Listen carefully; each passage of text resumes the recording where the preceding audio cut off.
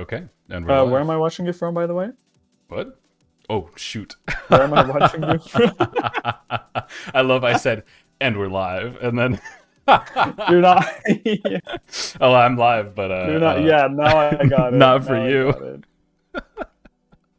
Well, now So it's good. good. This is No, it's perfect. That's working exactly what I was perfectly. hoping. Is keep it light, keep it smooth. Everybody, we're doing it, man. We're doing the first stream. We're doing a stream about our I still upcoming don't game, see Compound anything, by the Interest. way. What's that? I still don't see anything. You don't see anything where? In Discord? No. No. What? That doesn't make any sense. Is that fine? I'm streaming it to Discord. It's not working. Hmm. That's messed up. That is messed up. Everything's messed up. This is not okay. Well, And it's just. Oh wait, have I got Yeah. it? I got it. nice. We did it. We did it, ladies and gentlemen. We did it, boys. Now, Okay. now we're here, baby. Now we're here and we're live Actually, for the first Streaming drive big stream. time. Oh, for people who don't know me, I'm Marshall. I'm writing for an upcoming game, Compound Interest. And before I do the introduction of the game itself, this is my partner, Evrim. Partner? No. Hello. Game developer. I'm not your partner. No, I'm not your really. game. I'm a No, game you're my developer. writer. I'm your game. What's happening here? I don't really No, know. I'm the. I've been developing Compound Interest That's right. for about I think 5-6 months or something like that. Yeah. Soon after I started, I realized I need Marshall to write for me because this is a game about stories. Yeah. And then quickly developed off of that. And what we have so far is what you see on the screen. Yeah. Yeah. Well, we're That's going to me. talk a little bit about that. But before we do anything more, I'm going to do the really scripted stuff. You brought in a writer and he wrote, so let's do that.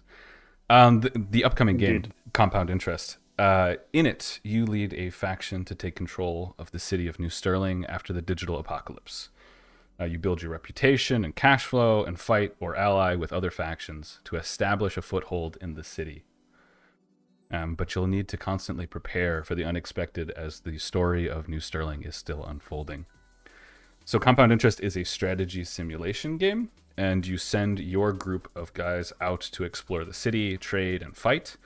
And the game really rewards strategic plays that players who take advantage of the in-depth information and trade systems and learn to think 2 steps ahead.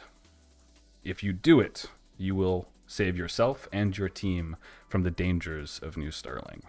There is a demo available now, itch.io/EvrimZone. The link is in the description. And we will be releasing a cinematic teaser trailer for the game, and I'm really excited to be able to post that. So there's also in the description a link to the Compound Interest channel, which you can subscribe to for all the future updates about the game. Today we're doing what I've called a development and design stream. And Evrim and we've had a lot of these discussions already. And this is going to be the first in a series of streams covering game design, game development, art, our methods of collaboration. Maybe even someday we would talk a little bit about the media that has inspired us in the creation of the game as well. So, what are we gonna do? We're gonna look at the game, right? Let's do it. That's it. It doesn't. I love it. There we go. It delays every loading. time. I don't know why it delays It's all every right, time. but it's all right. It's so funny. So let's look at the game, man. Right. I mean, I want to talk about what we've been working on and what we've been creating in a lot of different directions. Yeah, and some of them are really basic. So what I'll do is I'll just jump into the game.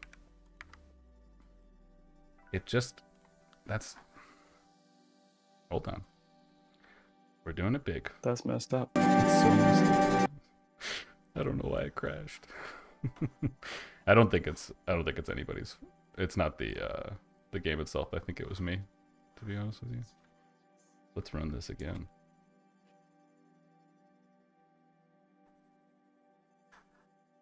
Okay. I know that the game doesn't do anything special, so it must be your fault. It's entirely possible. All right. So here we go. Let's go. I mean, this is what the game looks like. And first, I gotta tell you, I love the way the game looks. we're gonna make some videos about the progress that it's made and how it's changed over time. But I love the way that it looks now. I think the right side is cooking. It's going for that HD Minecraft texture pack look that I'm going for. Yeah. But the left side has to cook a little bit as well. We need texture to really sell the situation, right? But so anyway, you mean the video or the video? You mean the city, right? Yeah, the city itself. I mean, Yeah. what happened here is that you drew a little sketch for the city. I had this, 2x2 shitty block, like one corner water, one corner the city, one corner the industrial, and one corner residential. It was like very basic sketch. And the moment that you turned it into the city, I was like, yes, we're going. Yeah. And it really made the city alive. So this is my shitty attempt at making Marshall's map come to reality. We have various different zones around the city to really make it feel, lived in and real. Yeah. And as you go through the story, really a place where the stories that we're cooking actually take place in. Yeah. What's really cool it's quite about simple it, right now. each of them has like their own story. Skylines, but yeah, exactly. That's like I don't care about making it a Metropolitan City Simulator. That's not what we're going for. We're going for something that really embraces you in its complexity. Superficially, it might not look that very engaging or interesting, but the moment that you step into it is something that captures you deeply is what we're trying to go for. Yeah. As you play more, you'll find out what it really is like in New Sterling. So let's talk about that, right? Let's talk about actually getting into the city and exploring it, right? So to back up a second here, right? We have here 3 of our guys. We've got names and Alexi Malone, Seymour Levine, excuse me, Pavel Dudek. That's actually very cool. Good team. I love the randomly generated names. And so what we need to do is go out into the city and explore, right? And so it is really just that simple that we click around the map in order to make our way somewhere. As we click on this unknown location. Why did, well, I know the reason, but I'm going to ask you anyway. Why didn't we have the whole map available at the start? Right? Like we only see certain locations. Why do we have to go to these certain locations first? Yeah. One thing about compound interest that we're trying to do is that information is a system, right? Yeah. Whether you know something or not is important, because for people who haven't seen the teaser, what we're dealing with right now, it's a world that used to be very advanced, like our world today, but had a sudden collapse because all computers got snuffed out. Right? Whatever the reason may be. We don't have computers anymore, but the rest of life is more or less all the same. What, of course, taking away computers does is that suddenly there's a fog of information everywhere. You don't get to Google things immediately. You don't get to call people immediately. You don't have GPS anymore. You don't. Everything is just out, right? You don't even know what stores are open. Not really, exactly. You don't know where to go, what's available, when it's open, or how to see it. Yeah. Honestly, if my phone was taken away today, I'm not sure if I could get to work in time. Probably not. I think I can get to work, but I'm not sure if I can get to work in time. Yeah. But we want to give the players an experience of like what not knowing things about the game really feels like. Yeah. There's 2 ways you can do this. One is that you can, of course, make things very hidden. Like, I don't know, you can imagine something like Super Metroid, where the game doesn't really give you any information whatsoever anyway. So you'll have to probably read a walkthrough to figure out what's going on. Yep. There's an alternative midway where it's just like what we're doing over here, where you're given a sense of like exploring the city. The only way for you to navigate from one place to another, the only way for you to figure out what's happening around the city is to go out and explore it. Mm-hmm. You don't get to Google what the best places to eat right now are. You don't get to Google where the docks are and how to get to them. You're really clueless all of a sudden. And the idea again with this is that, as Marshall is doing on screen right now, he's going to different locations. Those locations are connected to other locations. He's really exploring it piece by piece. And as he's going through these various streets, he's also finding out, okay, here's a shop over here. Yeah. Here's a clinic. Might be able to go there over there later. Oh yeah, okay. There's a nightclub. I don't know, what's going on there. Mm-hmm. During the day is nothing happening, but then what's going on over there at night? But I want the players to sort of go through that experience. I That's think, why we got the system in place. yeah, that's exactly it. And I think that what it really sells is this is after the apocalypse. Things have so massively changed that you do not know what's around every corner.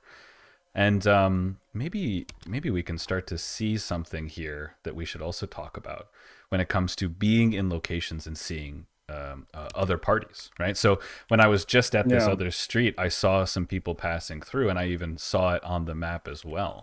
This is a part of that Oh information yeah. system that you're talking about, right? It's the idea that you need to go to these locations or have someone be at those locations to even know something is going on. But that later in the game, Yeah, this becomes exactly. really valuable, right? Hold on. See, I've got this is another group of guys, the sharks. I know that they're here. I can even see what weapons they're carrying. If they have an intention, right? If they're doing something, then I would really like to know where they're at. And maybe I could Yeah. follow up on them or follow them around. So in this way, everything in the game is I've been calling it real.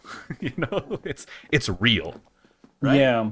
So can we talk a little bit about like what is that reality and like how far does I that mean, go? yeah. Um, a little bit of context perhaps. When the game first started out, we didn't really have, all of the city and the things Mm-hmm. going around and people walking about. Mm-hmm. That just wasn't a thing. It was sort of, okay, you got some guys, they do some missions, but the missions are just, super very abstract. They just come in Yep. into your queue and then you can pick them up. And I was like, okay, there's something over here that's, if you really abstracted a Grand Theft Auto game into an Excel spreadsheet, that's probably what it would look like. But of course, Yeah. that's not really interesting, I think, Yeah. from any kind of gaming perspective. What I was thinking about this was, okay, well, we want to make sure that to really tell the stories that we're trying to tell at the macro level, we have to have a city. Mm-hmm. Okay, we have a city. There's some guys moving about. Okay, they just maybe teleport from one location to another, Yeah. and then they engage in their own stories and stuff is happening. Well, yeah, okay, perhaps. But then, what if we try to go like as baseline as possible? What I was trying to do with this is that it's not super obvious. Maybe we'll show it a little bit later. Mm-hmm. Is that every single person in the game is simulated. Yeah. Every single location in the Yeah. game is simulated.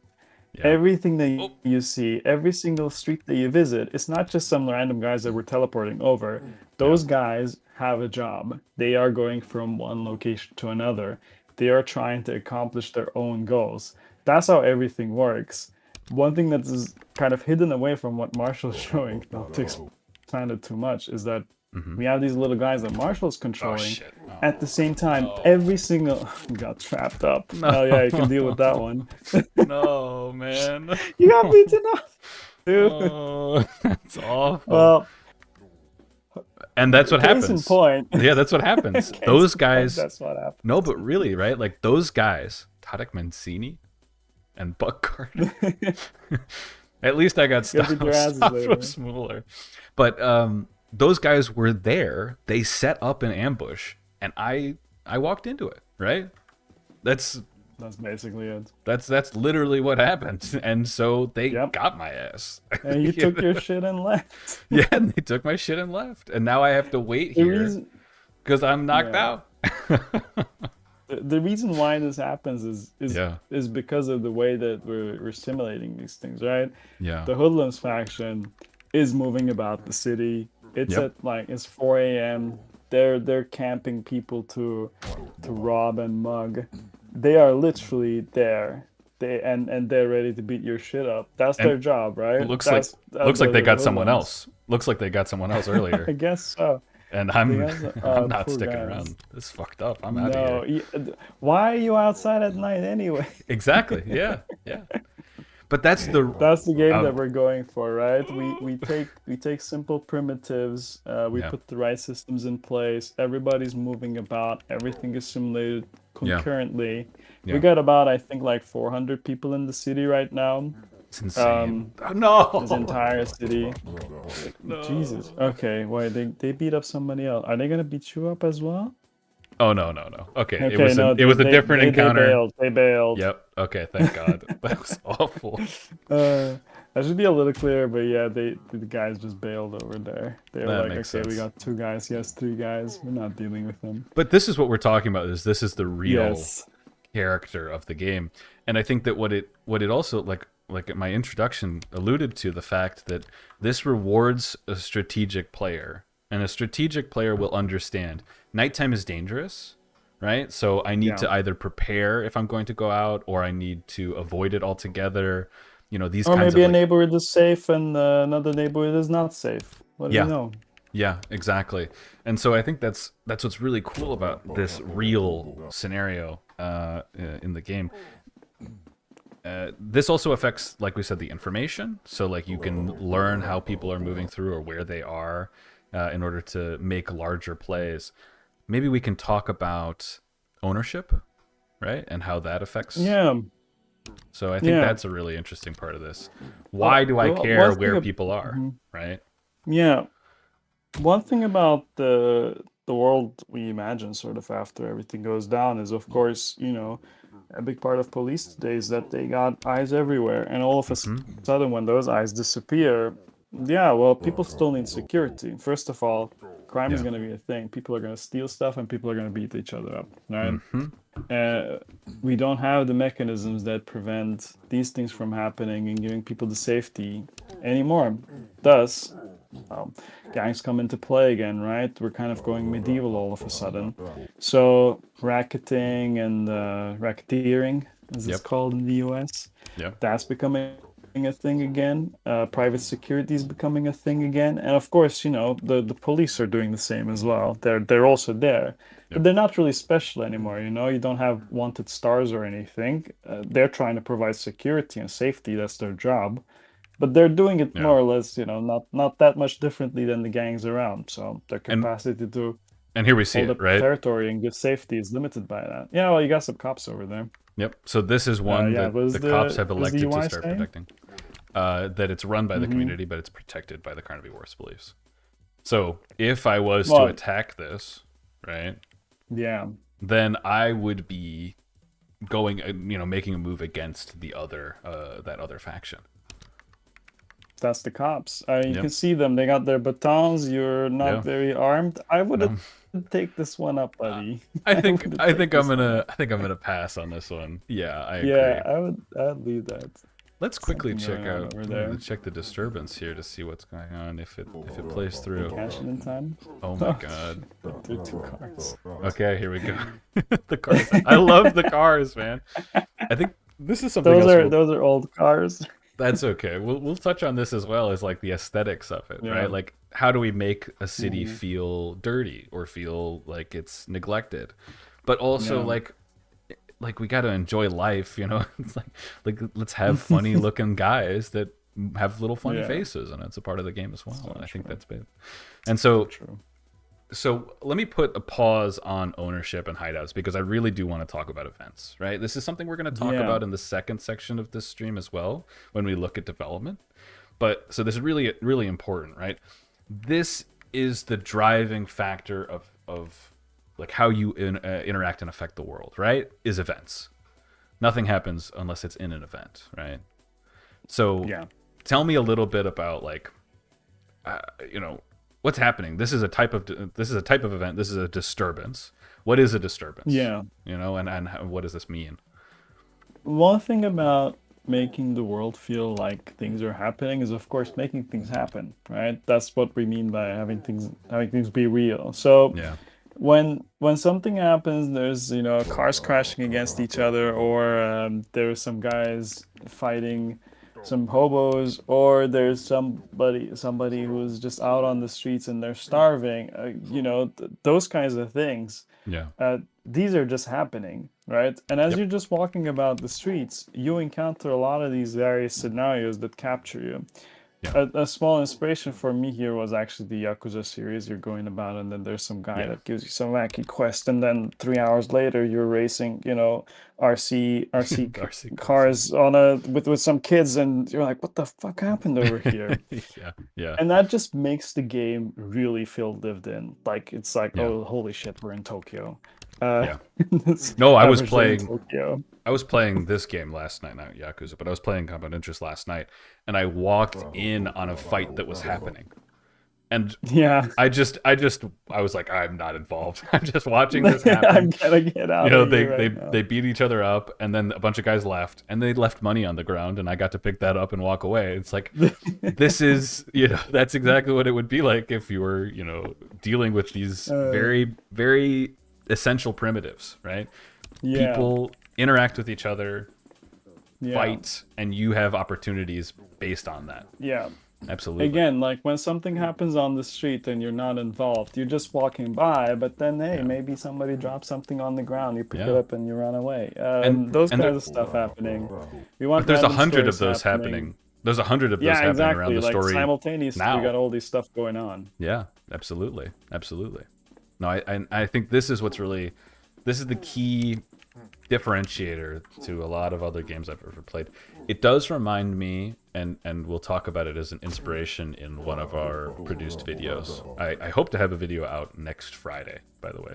I might regret saying that in a recorded format. But that's the idea, and in it we'll talk a little bit about inspirations, one of them being Mountain Blade, right? That's a Yeah. game I've played extensively. I think you mentioned that you played the first one quite a lot as well. Yeah. And it's the idea It's been a that while. that was like in things high school, I think. but that things are happening, right? That the lords Yeah. are out there making moves against each other. They're trying to Yeah. open up opportunities for themselves. They even have Yeah. personalities that influence, what it Yeah. is that they're trying to do. Very much the Yeah. same here. Big Yeah. inspiration in that way for Compound Not to Interest. derail it too much, but I actually tell want me. to talk about Oh. RimWorld as well. Like that's another big inspiration from my end, because I think I played RimWorld more than I played Mountain Blade.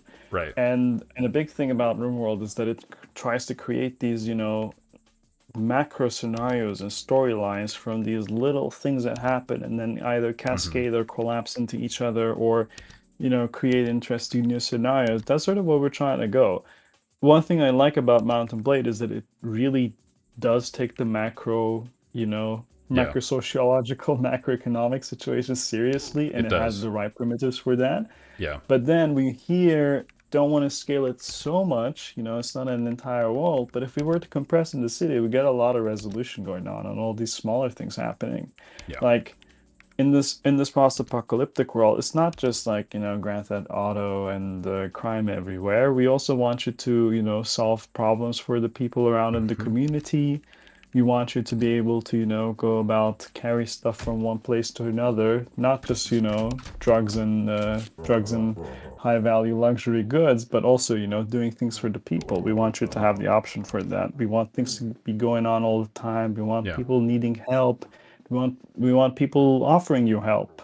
And we want these things happening all around the world in the ways that make sense, in ways that they should be around the world. So Yeah, and get a lot of there's these space things for planned out with joy. these random events. There's also Yeah, space for for sure. joy as well, and like goofy things, and kind of. I think that's where my inspiration from like Fallout, for example, comes in. It's like Fallout was never afraid of having just like weird stuff happen, or being kind of a little off base in times, especially in New Vegas, Yeah. but even in the earlier ones as well. I like 1 and 2 particularly for Me too. how human and unserious they could be at times as well. And I don't imagine that Yeah. any kind of apocalyptic situation happens and then everybody's super serious in their job, or like playing political power games all of a sudden. I guess Yeah. I don't imagine that going on. One thing that I'm trying to drive Marshall into, exploring a little bit is, of course, how would people be having fun, and how would Yep. people be trashing around, not in a violent manner per se, but all the panopticon is destroyed, man. Like, what are you gonna Yeah. do? You're gonna go to the nightclub. Yeah, go party. have a beer, Hell yeah. do some drugs. Basically, I know. I that's think it. that's absolutely right. No, I think so. All of this makes the city and the game feel very lived in. Very, you can interact Yeah. with it at so many different levels. Yeah. Maybe let's take a step back to finish our conversation about Sure. hideouts, because that's Yeah. really, I think, you know, what we need to emphasize is you need to accumulate resources. Yeah, you need to Yeah. get stuff in order to Oh prepare yeah. for what we've mentioned as, like, more difficult encounters and even larger storylines that will appear over time in the game. Yeah. So starting out rather early, I might go and run some, try and beat some people up for money, right? Or I might, I like, feel like for this half an hour, you've not done anything useful in the no, game, right? Just absolutely, walking around. absolutely not. Let's talk about Absolutely the not. useful stuff for a That's second. a great idea. Yeah. So the idea is, like, what's a very early game thing to do is running the racketeering. And why do we do that? We do it for money, right? You know, what is this place? Oh, it's an apartment. It's an apartment, Moved yeah. into somewhere else. But so how does that work, right? Like, what am I doing Yeah. when I protect a place? Oh, Yeah. we could try it, right? Yeah. Let's go ahead. All right. So here we go. This is an In- auto shop that he just entered, by the way. Yeah. Oh, yeah. And the idea No cars, is but- that no cars, yeah. But the idea is that because every location, these stores that have valuable goods continue to need protection even after the police no longer have the monopoly on protection in the city, right? They will turn to individual groups who will offer protection. This is a real thing that happens in the real world, right? Which is that any group that offers or could potentially offer the protection, someone is willing to pay for it. That's what we're effectively doing with taxes. We're paying for protection in a Yeah. sense. So what are we Yeah. doing here in the post-apocalypse? I'm directly offering. Now, here I have Yeah. a chance.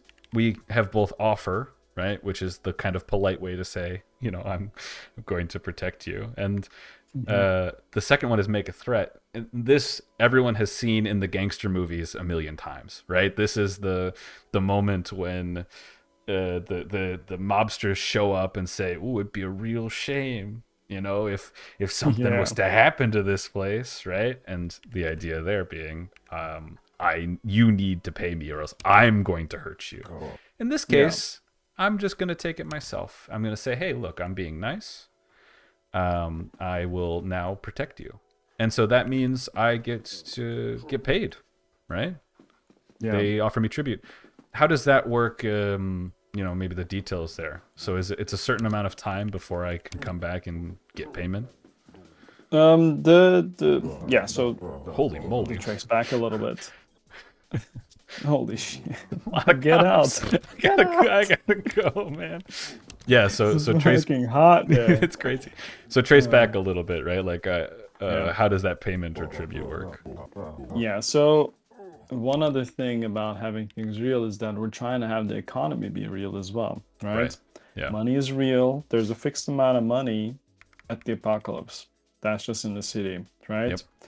And there's a fixed amount of money because you can't really print it and register it anymore in the normal ways that you can. And digital money is also all gone too. But the people, of course, have this natural attraction to, something that signifies trade. So you need money. Mm-hmm. That's something that we decide. Yeah. The goal is to have everything be real. All the goods are real. When they're produced and distributed to the various shops. They don't just pop into existence or anything like that. Yeah. Money is the same as well. So what drives, of course, the exchange of money is that people need these basic goods and things, and they trade around. They pay money to get those things. We're mostly focusing not really on the the super basics like the food and the water. We thought that's perhaps not too interesting for granularity for the game. Yeah, it's really not. But the rest, like, people need booze, and people who need booze need to get the booze from somewhere. So if a shop has got booze in stock, they will get money in return for that. How do they get the booze from? There's a brewery that actually creates the booze and then pushes into the economy, right? And then somebody has to pick it up from there and then trade it around. So we got these 2-3 layered little supply chains going on already. And of course, for protection, you got these hoodlums that are threatening the shops. They're destroying their property. They're stealing from them. Your Mhm. goal as the person who's offering the protection services, of course, is to stop people that are causing damage, right? The goal then is to offer protection, get these territories in your network. In return, they pay you a daily tribute. The tribute resets at around every midnight, I think, right now. Right. But of course, you have to go there the next morning and tell the guys running the shop, hey, Yeah. $6 a day, give me the bucks. That's That's it. how it works. And And that's the then way of building it's your one aspect initial. of the Yeah. game that you Yeah. can run with, right? Like you don't have to do racketeering, but it's Yeah. good money. Yeah. If you got to use this for money, if money is still useful, spoiler alert, maybe it's not. Yeah. If money is still useful, you might want to be running racketeering. If money is not useful, well, yeah, Something else. For example, being able to control those who create the materials themselves, as those are modeled in the world and they're there, right? So, yeah, for example, is I believe this is a producer for fuel, right? yeah. That's the fuel guys Yeah. And so if I was to own him, I could potentially just start taking tribute in the form of fuel from him. And then for sure. I would become responsible in some way for distribution because if I'm taking everything, well, the city still needs it. I need to Yeah, sell it, you know? And I yeah, think that's what's really fascinating about is something that you and I talk about a lot and which is the systems level thinking and the from base primitives building up to the world that you want to make. And yeah, I think what's really impressive is that you really have done this, right? Or well, we yeah, really have done this in that sense. Just fascinating. yeah. And so that's the I idea. You really, start to accumulate these yeah, resources, start to build more yeah, power, start to get more gang members, start to control more locations or to monopolize the trade of certain goods. And then at that yeah, point, you become really quite powerful in the city. Yeah. yeah. Exactly. And that's it. That's what we're trying to do. A big thing that I wanted to recruit Marshall for a while for something, and I was just like, Hmm. okay, here's this game that really needs the world built and really needs stories going on. Yeah. But I had to sort of change the way that he was thinking about things. You can prescript all of these things. You can write your big macroeconomic story about how things are going on in a organized crime world. That makes a good story. But how do we involve the player? The moment that you involve somebody that can perturb the story, Yeah. perturb the world in the way that it is, and make these lasting consequences, cascading effects, butterfly effect going on, Yeah. what Nope. Evrim, I think I lost you there for a second. Oh no. Evrim's gone.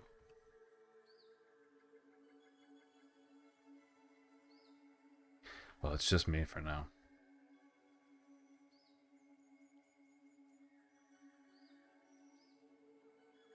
Hmm. Let me try and get him back. Very strange.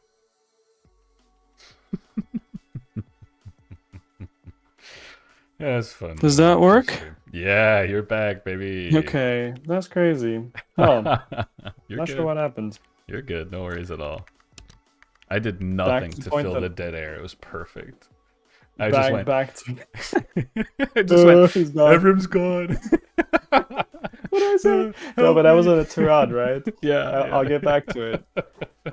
The goal that we have over here is having the right level of primitives, having the right level of things happening Yeah, in the yeah. world, such that we get everything for free. Yep. One thing that I've been telling him from, a couple months already when he was really getting down into the story is we have Yeah. to think in terms of events.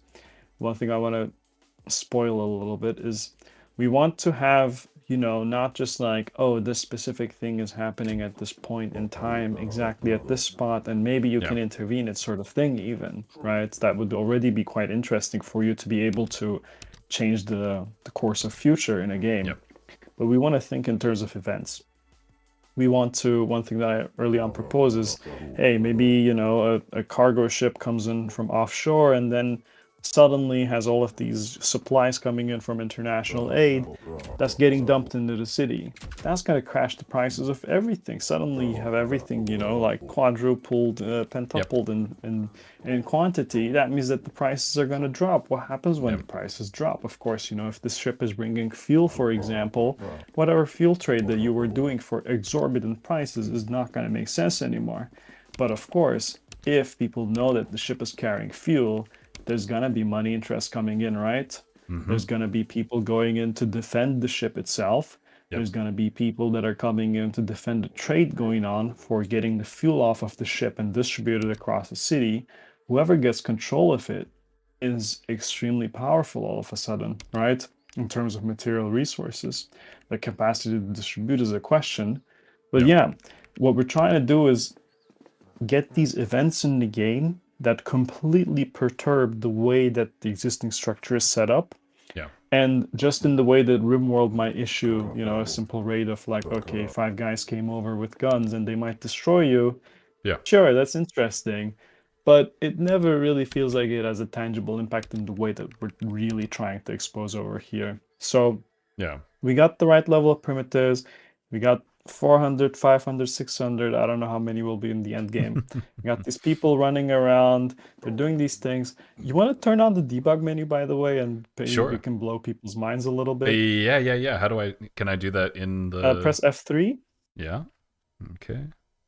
Does that work? Overlay. Yeah, so open up territory graph. All right. And then go to the cheats. Mm-hmm. And then reveal all locations. Grant all keys. Learn all events. Learn all events. Really? Crank it up. Oh You can see all the God. notifications going on. Insane. And then go back to the ops menu now. Yeah. And now I can watch everything happening all at once. That's basically it. You can see So now, like, insane. between all the individual locations, Oh like my you got God. all these people running around and they can go to individual places. Like that's all happening. I wanted to perhaps save this a little bit later, but like No, those dude. are all literal groups of people going from Yeah. location to location, doing things. Yeah. They're buying things, Yep. they're selling things, Yep. they're moving stuff around, Yeah. they're setting up whatever events they're supposed to, they're setting up ambushes. It's all going on at Yeah. the same time. Yeah. This is the big break, okay? Watch the spot know. really good. I This know. is what the game is about. So whenever we want to think of a story, whenever Marshall's writing something like, hey, like there's the cartel group, Yeah. and then they obviously need like the existing mafia and the city gone. They want to, influence. They want to put up their own influence over there. They want to do their own trade. This is crazy, man. They want to do It's their own fucking- trade. It's all going on at the same time. Like what we want to do is hypnotizing. also we want to think about the political identity. We have That's a part of the it. Milton Financial District. We got Yep. cops over there that are absolute authoritarian fascists. They're trying to Mhm. block the bridges to protect the mainland island from being accessed from the outside. But then you got the Whoa. Carnaby Hold on. Wharf's police district. Mhm, They got mhm. they're trying to actually just help people like recoup and then rebuild, and they want to be essentially a Hey, don't tell socialist everything. community force. Don't tell all my secrets. I don't want to know, but I'm just saying, like, we want all these things going on. That's right. This is the That's way right. that this is happening, right? Yeah. Things Maybe- are happening. When maybe you're to- playing through the game, things happen, factions react, Yeah. it's all going on at the same time. It's all live. And to talk about it from that larger scale, right? The story aspect that I'm creating, right? The influence is, I try to avoid, unless it's absolutely necessary, forcing scripts to happen, right? Yeah. Forcing a individual group to go and do these things, right? That's one way of making a story happen, but it's not the most interesting way of making a story happen, and it's not the most reactive to the reality of the game. Oh God, reality of the game is the most like oxymoronic thing I can think of. But the fact of the matter is, right? I want them to interact based on what is most feasible and what is guided by their ideology. Yeah. So certain factions within the games will have predilections towards nonviolent actions. Others will have predilections towards violent actions. Some have certain opinions on illegal goods, right? Some are okay with it. Some have a strong moral disconnect. This is how groups in the real world actually react to to make decisions, right? And so if a group feels powerful and is aggressive, well, they're naturally going to start trying to take over more hideouts. And so parts of the story are written in a way so that if, a certain faction is taking this many hideouts, then they will start to feel emboldened to do XYZ, right? And building from there, so that you as the player don't always know what's going to happen, but you can also understand why they would make the decisions that they make. That's a part of the strategic play, and I think this is something that I feel about game worlds and even the world itself, which is that you need to understand the psychology of groups if you're going to attempt to work with them, and that the psychology of groups changes only very slowly, certainly not within the time frame of this game. So every time you start Compound Interest, you will learn about the kind of ideologies behind the factions, and you'll be able to push or pull them better based on that. Evrim and I talk a lot about like high level Compound Interest play, right? Which I think. Can I stop you for a second? Yeah, please go ahead. I really have to go to the bathroom. Okay. Be right back. No, you're good, man. You're good. I'm gonna fill time by saying, kind of just finishing my thought there on the ideology, which is at the high level Compound Interest play, you are get him just in case.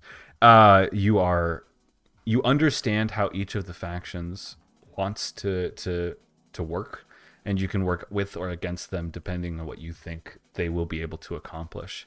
And you can directly assist factions that otherwise might not have the chance to succeed, right? Not everybody's ideologies is suited to the new world of New Sterling. And so you as a player can have that influence, right? It's kind of the reality of the world is deciding how to interact with it.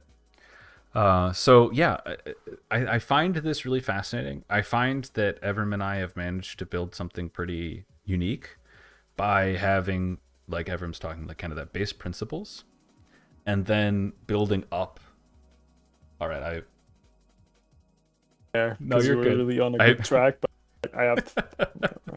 I had muted you. You're back now.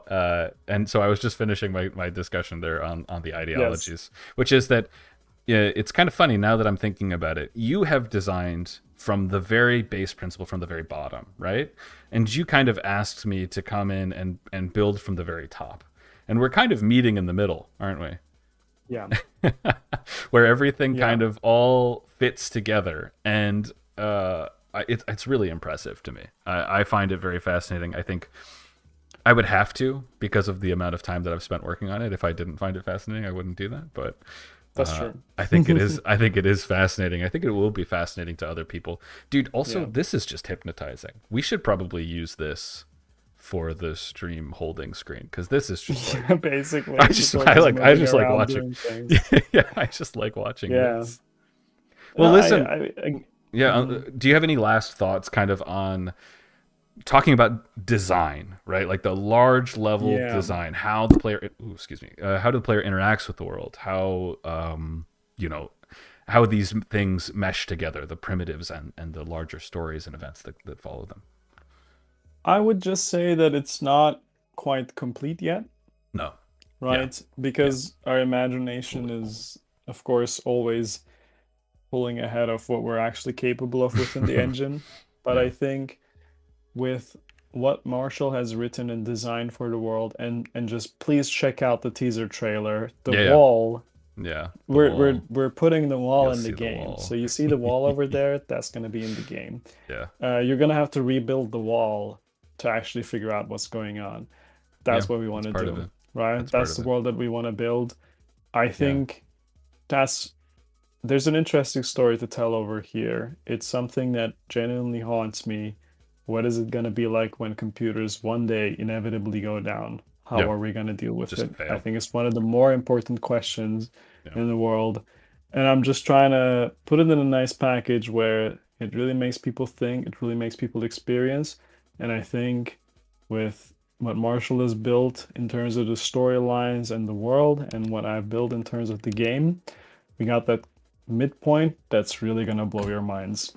Oh, for fuck's That's what we're sake. going for. And get you beat up. Get Wait, beat wait, up. wait, wait, wait, wait, wait. Wait, why am I in? What have I done? Just press continue. No, I can't. No, you can't. No, It's I'm broken. I'm locked in pause. That's such a good way to finish off this train of. That's just what I was thinking. I was like, Okay. Perfect. The game lasted consistently for a whole week. That's perfect. until Saturday for it. Oh, that's really funny. All right. Listen. Let's get out of here. That I think that's a really cool conversation. I think that's I think this is really unique. This is like like I'm really excited about this. So let's cut it out with the design talk. Let's get a little more nitty gritty on it, huh? So the other thing that I wanted to do today, look at the development, look at the code itself, and I think the viewers should know. Marshall, have very little coding experience. Evrim, I haven't told you this yet, but I need to tell you, the most experience I've had formally with code is a JavaScript class that I dropped out of. Honestly, you are top 1% of the human population. You are far ahead, buddy. I didn't think about it like that. You're right. I printed "Hello World" about 3 times, and I said, I "This can isn't teach for you me." anything. Perfect. Because what so what I've been doing instead, let me finish this really quickly, which is what I've been doing instead is I've been writing what I call pseudocode. That's the real word for it, right? Is pseudocode. Which, if for those who are not familiar, right, like I'm writing stories and events in a format that is, it has if-then statements. It has that kind of structure that you would expect in code, but it does not have any of the formal syntax, right? So one of the things that I'm trying to do is learn how to do that alongside Evrim, or from Evrim rather, to turn those natural language things into the proper code so that we can start to get events kind of created more quickly. So are we gonna talk about the script? We're going to talk about Escort? I'll give a little bit of a briefing while the B-roll is going about. Go for it. Tell me.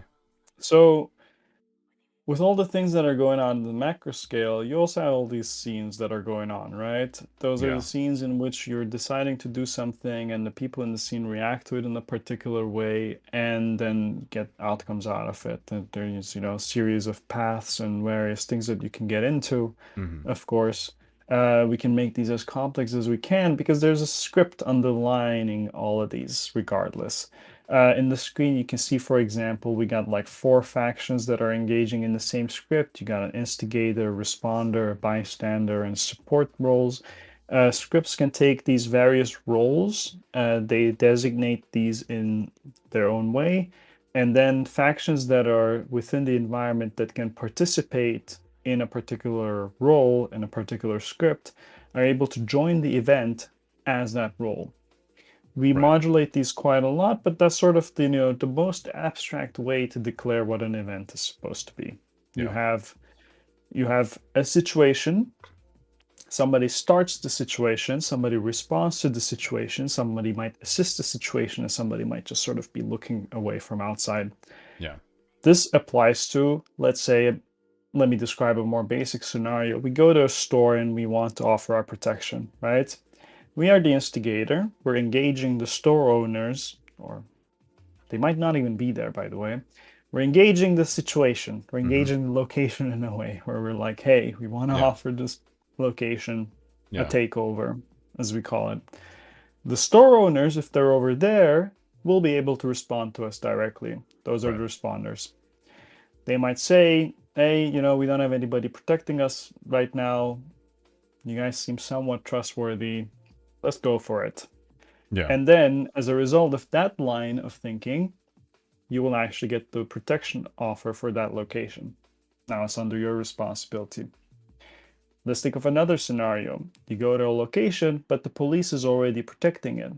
You go over there, the shop owner is, telling you, yeah, well, you already got some guys coming for us, right? So, you're not really bothering us. It's okay. If you want to insist, then you Mm-hmm. can wait around, stick about for half an hour, and then find out what's really going on, if they actually got the cops coming up or not.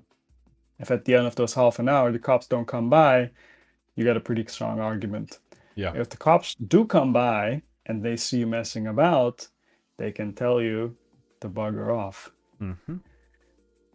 These are all these various kinds of scenarios that we're thinking of, hey, here's a situation where somebody might engage somebody for racketeering. What are the various options that can play out? Here's a situation where somebody's just walking down the street and somebody's having trouble. What could be playing out? More complex scenarios. We got these goods coming off of the ship. We have to get together at the docks. We have to get Yeah. somebody to unload the goods from the ship. We're going to have the people who are responsible for the security, and we're going to have the people who are taking the goods off of the ship and then distributing them, right? They're taking them into custody.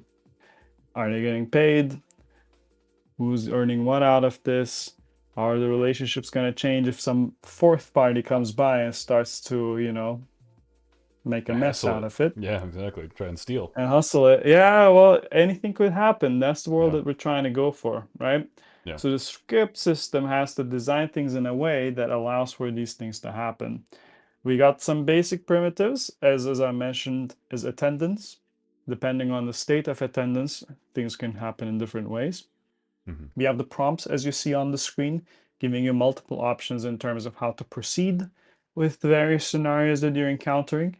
Of course, the information that the game gives you, such as for a combat scenario, as you're seeing over in the screen right now, do you actually want to engage these guys? Maybe they got more guys, maybe they got better weapons, maybe you're feeling particularly strong today, everybody's already had a couple beers and they're feeling rowdy. Well, yeah, you might go for it. That's the world they're trying to create. And one thing that's important from my standpoint as sort of the engine developer is that Marshall can write his own scripts. That's going to be Yeah. the really And the lifeblood of what we're trying to do here. and That's you're my part, doing by the that way. because you want to make me a better person and improve my skill set. I'm going to put this on a resume. You're doing this. Yeah, sure. Yeah, No, yeah, yeah, yeah. yeah, that's it. Yeah, Well, I right. mean, but look, if I look at Notion, Marshall says pseudocode, of course, but he's Yeah, already yeah. scripted these down in the various ways that they can play out. It's true. In Yeah. the end, I'm my goal is 90% really there, to to be honest with you. It's like exactly. That's what almost I'm there. saying. Got the brains for it. Right. And my goal is to get Marshall onboarded into the way that he can script so that the scripts Yeah. run beautifully. There's no bugs. Everybody's happy at the end of it. Some people are sad because they got beaten up, but everybody's usually happy is whatever we're trying to go for. So Anyway, let's look at it, right? yeah. All right. So I sent you the code together link. Can we hold for this second, by the way? Yeah, what's up? I'm gonna go off topic a little bit. Okay, sure. Is that okay Do I need from stream to standpoint? do we need to mute and talk about it or We don't really have to mute, but okay, what's I up? just want to decide on what we're going to proceed with. So we got a Oh, couple right. of Yeah, options yeah, yeah. over here, Tell me. right?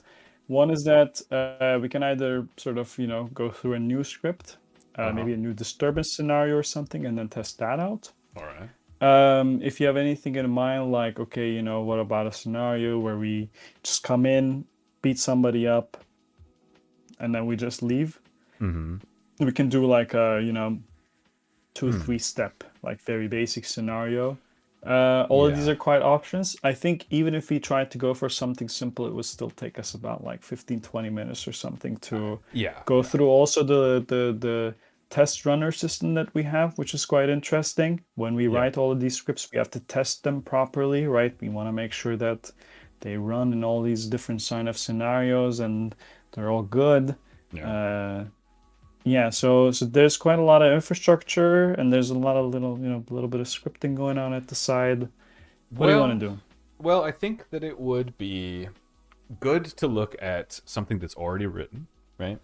We Perhaps we've let's do had this that. we've had this conversation before, but it's good to have it again Yeah, to really quickly review the kind of parts and Yeah. then let's go ahead and go into making something. I think, yeah. So we're just almost at an hour right now. I think Mm-hmm.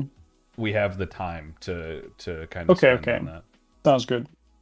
So where should I go? Where should I start? I would say open up your text editor. I think that's a Yeah, good idea right now. show Right? that as well. And then I can take a look at sort of, what's a basic script that we might engage with. I think like something like a takeover is actually quite intense. Yeah. Okay. I wrote a test script recently called the kerfuffle. Maybe Yes, that's and an interesting one. I was actually using that Um, for the B-roll in the video. If you yeah, can yeah, tell, yeah. it's Because perfect. it's a really Perfect. good one because Yeah. I was trying to debug some stuff with combat and I had the test runner already. And I was like, okay, I Yeah. just need 4 factions on a Right. big fight right now. So yeah, that was quite helpful for also for animation work and things. Let's go to Perfect. through this script because I think it's super simple, Yeah. super clean, Yeah. and it's a representation of also sort of the rough primitives that we're engaging with, right? Yeah. Let's do it. Um, the scripting language resembles somewhat a little bit like a mix of Oh, Lua and Rust. by the Rust way, is what everyone, the yeah. it's in Sorry. the code together is in Discord. If you want to join it, go ahead, Yeah. and Let's then I do a run can through have you first drive and it. then we'll take a look. Let's do that. Okay. Okay. So you were saying. The scripting language is sort of a mix of Lua and Rust. It's quite Mm-hmm. simple, is sort of Rust-like syntax. The game engine is written in Rust entirely, Mm-hmm. so I didn't want it to be too far apart. I had a bit of a struggle with Lua because one important thing is that when you're in a mission, for example, and then you save the game, and then Yeah. you go back into load that game, it has to work properly. Lua wasn't working, so we had to do some magic new scripting language situation. But it's quite straightforward. We got functions, we got conditionals, these little various gates Mm-hmm. that allow us to direct the script, and we got all these functions for us to control what's actually happening in the game engine, Yep. right? Let's move to the top of this run function. Yep. The run function is the basis of all of the individual scripts. The run function runs whenever an event is deemed complete. So events Hmm. I mentioned can have these various different roles and attendants. There's also sort of a waiting situation that an event can be in. We have required roles. Required roles are roles that must be filled Mm-hmm. before a faction can, really get started out with the mission. Let's say we have one required slot and one optional slot. Yep. If the required slot is filled by the end of the deadline for that action, the event, that then we can start already. But we might have an optional situation whereby we have one required faction, let's say for a takeover. Takeover has to be started by a specific faction. They have to be involved in the event for the event to start. And then we have an optional faction, let's say the responder, right? Responder can be there or maybe isn't there. Depending on that optionality, we run the script differently. The kerfuffle is one where it has two required roles. That's the instigator and the responder. Yep. You need two groups to have a fight. That's how it works. And we have two optional faction, right? Yep. And that's the supporter and the bystander roles. And we deal with all of these different kind of varieties for that. Yep. For what we're Absolutely. seeing over here, we have the group A, B, C, and D. That's the instigator, responder, support, and bystander. Those are sort of like the English names we have for the 1, 2, 3, 4. They don't necessarily mean anything particularly important. They're Right. just there to remind us, who started it, who's responding to it, who's supporting it, who's And just we watching can it around. and we can start to see how this gets called later on. Yep. Absolutely. Exactly. In line 20, we see the prompt, right? Yep. Prompt is a special statement. Prompts are issued to the various roles in events. In this case, we're issuing a prompt to the instigator of the event. We're issuing it to the instigator in this case because that's what the default when you're running a random script. It makes it a bit easy.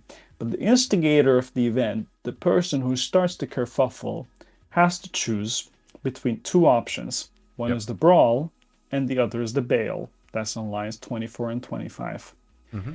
The top lines in 21 and 22 you see, those are the variety of prompts. The prompt statement chooses randomly between these different options to make it a little bit more flavorful, right? We can Yeah. write 2, 3 options to make missions feel a little bit more exciting and new. Yeah. And I could even just add one now, right? Yeah, basically, right? You just write some other line in the double quotes and semicolon at the end, Mm-hmm. and then you're done. Yep. Nice. Here we have 2 options, right? We have the brawl and the bail. Yep. We can add whatever options we want. The Mm-hmm. idea with scripting language is not necessarily to, hard code things and limit them, is to give the right statements for you to be able to control what happens in the game. As Right. you saw in all of the playthrough videos that we put up, most basic thing, you join something, you choose what you want to do, and then something happens. That's Yeah. the prompt. We also have the defaults because we want to apply a little bit of time pressure. We don't want you sitting over there all day waiting for something to happen. So here in the kerfuffle, the default is brawl, the start the Mm-hmm. kerfuffle option within 30. That's 30 in-game minutes. Everything happens in world time, right? Because that's what's important to us. We don't really care about what your computer thinks time is. We care about Yeah. what's happening in the game. Then we have a match statement where if we're bailing, we can just exit the choice immediately, completes the event, and then calls it done for everybody. Alternatively, that's the underscore case, we move on. Let's move down a little bit to line 38. We also have functions such as make hostile towards, right? Yeah. These functions allow us to control what's happening in the world.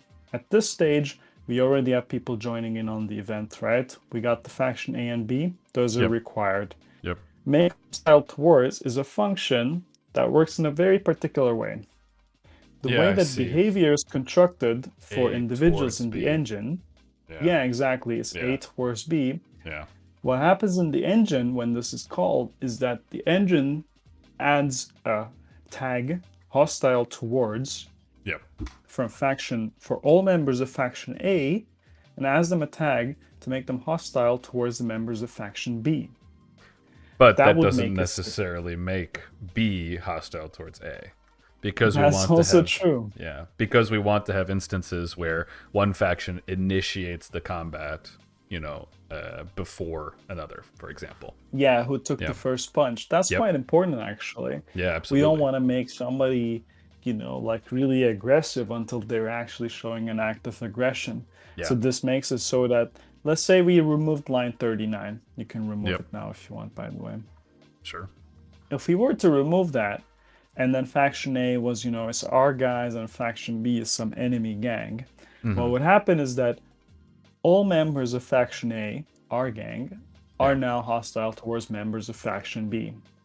The individual guys that you saw on the screen all have their own personal brains. In their brains, they're thinking, I'm now hostile towards all members of faction B. So I'm gonna, whenever I see somebody from faction B, our enemy, I'm gonna go and attack them. That's my job right now. That's my highest priority job, to beat somebody up. In that when other they're faction. thinking Yeah. exactly, because the tag specifically determines that it's for faction B. They go over. This makes their brains, walk over to the other guys, and then when they're within range, they take a punch. Yeah. It will hit them. Yeah. And then the moment they hit them, the other guy's like, okay, Yeah. this is not okay. Now we're gonna hit them. For the kerfuffle, if you want to balance it out such that both factions are, let's say you have a story event where somebody trash talks somebody else's mom, and then the other guys are like, I was beyond borders, and the Right. other guys are like, no, your mom isn't actually that fat, and then they start going against each other at the same time, and it's, like 300 Spartans sort of situation. You need 2 lines. If you want it such that you got some guys coming in from the outside and like, what the fuck are you doing here? And then they start rushing towards you, they start beating you up, you don't really react until they actually start getting their own first shot. And all of those this, interactions, like how they move towards each other, all of this is defined separately under this make hostile towards tag. But you can use this, wherever in order to make this kind of set of actions happen. Yeah, makes a lot of sense. And this happens a lot, right? We actually encounter this situation so often, like having a fight get triggered, right? Not just because of some natural circumstances of two people hating each other, but like we want to trigger it at a certain point based on your decisions. Yeah. This is our case. The next 42, what is that? Yeah, 54, 55 is not too interesting. That's for including the other, faction C and faction D. That's if it's not empty, make sure that A and C are also high fighting each other. Make sure C, etc. Yep, makes a lot of sense. Exactly. Yeah, let's go to line 57 here. All right. So here we have an interesting function called wait combat. Wait combat is a script, as you can see, is taking arguments A, B, C, and D.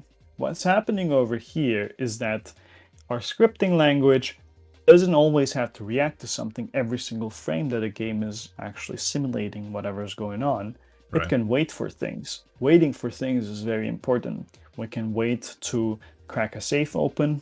We can wait around to assert dominance. We can wait around until some person has beaten somebody else up.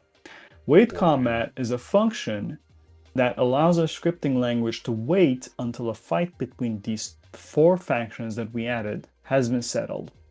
So in this case, if we, for example, had 3 factions, A, B, and C, and D was none, but we don't care about it, this function waits until either 30 minutes for a fight to settle, in case people don't fight too fast. We also still want to kind of move on.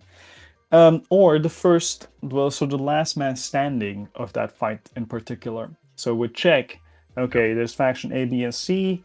We did all their fighting. Everybody from faction A is down. They're knocked out. Everybody from faction C is knocked out. They're down. Everybody from faction B is not actually knocked out, right? Yeah. There's still 2 guys teetering to the end, and they're sort of holding it up, but they're still standing. This would then hold the script until that situation has been settled, and then would let champion equal to the faction that actually won the combat between all of those, right? Yeah, so by wait combat, what it's literally saying is wait for one of these to have completed, right, or to win. One of these 3, 4, exactly. Yeah, exactly. And so, and that's what you're talking about when you say that it tolerates nil.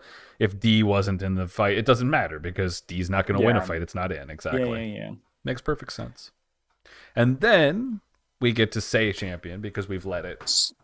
Say is an interesting one. Yeah. If you could press Control P and then type phrases. Yes, go to that file quickly. Yeah. We have phrase categories. These are sort of stuff that they just blurt about. And these phrase categories we can trigger from scripts to make people just sort of get a little text bubble on top of the head, like it's a little comic or something like that. Yeah. And then we have these different moods or actions that actually make them say things. They can be taunting, they can be in pain, they can gloat about their victory. Or it's just sort of small talk that they say under the streets. So the say command makes a particular faction say that type. 0, 1, 2, 3 people, sort of a random chat, say some random phrase. That really adds a lot to flavor, I think. No, it's fun. It's anyway, really fun. Finally, we issue sort of what we call a telegraph prompt. Telegraph prompt sort of lets you know what happened. It says, okay, the fight is actually settled down, and it asks you to explicitly confirm that you are done with you're done watching everything, and then it finishes up the script automatically. Proceed. Yeah, exactly. So there's a you default deadline when you never want the moment where a player's like, wait a minute, why is this team locked up? Oh, wait a minute. I mean, I left them for 30 minutes. Yeah, like one thing that we realized after making everything real is indeed that we can't really wait for like 4 hours for somebody to decide on something. Everybody Yep. has to decide on things pretty quickly on the spot. Mm-hmm. That's how things are implemented as well. Like a Yeah. lot of things have timeouts. A lot of things are actually just watching for like, hey, has something like really happened in this spot? Like, how do we react to these things? We're working really low level, and Mm-hmm. you can open up perhaps another script just to like kind of go through the complexity of what we're going for. You can do Control P and then take over again, and then we can take a Show look at them to take over, really sure. roughly. Yeah. All right. And then Control F and then find the run function. I think it's quite at the bottom. The FN run. Yeah. Unopposed or Another opposed? one. Oh no. Well, just the main run function, right? Yeah. Next one. You can see all the various different kinds of branches that we have for this, right? Like you can be doing a pitch, you it. can be camping at the location, you can be, Yeah. if there's nobody around, you can be actually just stealing from their safe house. If you're trying to steal from them and then somebody else comes in by the scene, then you get caught and then they get to engage you or not. Yeah. There's all these different various scenarios that we're doing. This is enough of a demonstration, I think, of the code, but we have all these little different ways to engage with the game engine itself. Yeah. We have all these different ways to create very complex scenarios based on who joins at what time. It's all asynchronous. You can wait for something to happen for half an hour, and somebody might go in and then stop you from doing the thing. These are all now possible within the scripting language as well. And we're trying to really consider all the various scenarios that might occur, try to give you engaging scenarios and ways to interact with them as you're working through these scripts. And I'm saying working through the scripts, of course, when you're playing the game, it should feel really like you're in there. We're trying to think of how a dungeon master or a game coordinator might work in a tabletop RPG. Yep. That's the experience that we're trying to give. We got the pieces for it, we're building the scripts for it, and in the end, I think it's gonna be pretty sick. Yeah, and I mean this is the world that I come from, right? Like, so most of my writing background has been in tabletop role playing games, so it does feel very natural to think about it in this way, which is the constant. If my players do this, how am I going to have a natural response, right? And at that moment, you're already thinking in code. It's just about how far do you want to take this, and how much does it need in order to feel real, right? Yeah. So yeah, writing the takeover script, for example, it really does have to have all of these different possibilities, because all sorts of things could happen, right? One person, the owner of the store could arrive, the protector of the store could arrive. The protector could arrive with the owner. Not that makes that much of a difference, but the idea being that all of those different possible circumstances do have to have an effect on how it works. Absolutely. Yeah. So that's what makes it feel real. Yeah. I think when it comes to, breaking it down, it is very clear, for example, in the kerfuffle. This is a very straightforward script. I'm not just saying that because it's short, right? But it is also very, very clear, and it will become a challenge to bring in those other functions and to build up to the takeover. Do we want to talk about, writing something new, about putting something together? I'm not sure. I would say perhaps really we prepare code for it. Yeah. I would say let's prepare for it in a proper video from now on. I agree. Where we have sort of, like your pseudocode. Yeah. You know exactly what's happening. Yep. You talk about it to me perhaps, and you're like, hey, I want this to happen when this happens. And I thought about all of these things, and then I help you script it out. Writing that'll this be pretty down. fresh. Oh yeah. Yeah. Oh yeah. We will definitely do that as one of our videos for sure. Yeah, I think that's a great idea. We're not perfectly prepared enough for it, and I feel like that's actually also, like another hour or something. I agree. And we're hitting. It's been an hour and 16 minutes, right? So I think that's pretty good. Maybe the last thing is to kind of give it a little fun and unless we have anything else that we want to discuss, I think we can start to close it out, right? Yeah, I think so. That makes sense. I think we discussed quite a lot of important things about the game design. Yeah. I Especially think about we the covered design. sort of the granularity that we're going for. Yeah. Mm-hmm. So let's look at a kerfuffle. Let's close it out with a kerfuffle.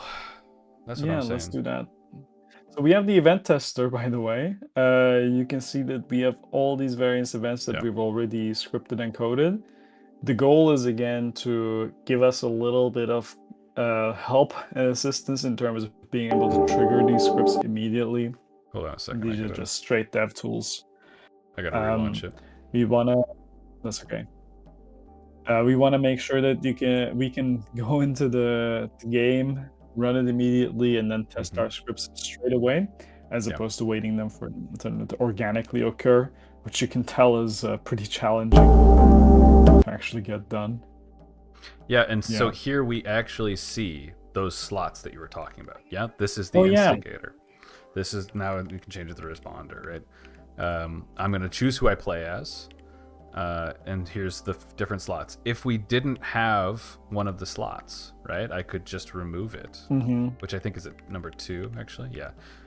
This will still function even without that 4th slot, right? Oh, yeah. Because it's the exactly. optional one. Only my crew, which is just standing in for required, and another crew is necessary. Otherwise, we can have a gigantic fight. Yeah, you can crank it up as well. Let's finish off with a gigantic fight. Oh my god, no. Oh, can you stop for a second? Yeah. What's up? The thing about the test runner I just want to mention is that it creates an entire new instance of the game. Right? Yes, yeah. You go to the ops menu from here. The game is running right now. Like, we started instantaneously an entire new city, an entire new game, and this event at this random spot, and we recruited all of these people. These are all real people. We did some magic, of course, but this is like, once this mission is done, you can just continue the game as is. It's so cool. So we have a lot of control over how the game world is constructed and plays out. Anyway, you can go back. Yeah. Oh yeah, absolutely. But did you see? There's a pipe fitter in my hideout. What the heck? You're probably the pipe fitters. You're the pipe fitters. Oh, okay. Thank God. I forgot I didn't set it to. I didn't set the faction to indies. I was like, what? No, get this guy out of here. No, you got like the faction leader and then some guys. Anyway. And that's it, baby. That's what we're doing it for. Oh, we didn't even talk about reputation. That's in a video. For next week. We're leaving it for now. We have a lot more to talk about. Did I win? Oh my god, I won. Let's go. That's crazy. Against 67. You did. There's a lot of money all on the cash that you looted over there. Yeah, it's so good. Anyway, reputation we can talk about later. There's a whole thing that's going to be in the video. And coming up soon. They got all looted. It's insane. They got crazy money. So let's talk about. They're just embarrassed. Oh no, that's right. Of course, because they're all still hostile. There's nothing clearing that tag. No. They're supposed to be cleared eventually. I don't know why they're fighting. And they get reset. Yeah, wait. The sharks reset after a while. I'm still not fighting the sharks. We're just beating the shit out of the indies and the high-rise people. That's awesome. Enough. Okay. Anyway, say what you want to say. Go back. Yeah. You know, I've got the kind of the outro here, right? Which is that we really have covered a lot. I think what's really cool about this stream is that we did cover fully, like, the intention of design and even the very nitty-gritty of like how it's actually developed. So for anyone who is watching, this video will be recorded. It will be up, and the full thing will be available on the official, I guess, Compound Interest Game YouTube channel. The link will be in the description of this live stream. It will be in the description of the video as well. If you have heard the music and enjoy it, the links to the 2 albums that we've been playing are also in the description to their Bandcamps. Sick.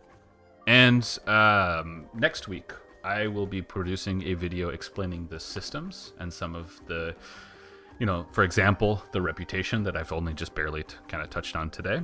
Yeah. And should we say live? The intention, at least, to have another one of these streams in 2 weeks, right? Yeah.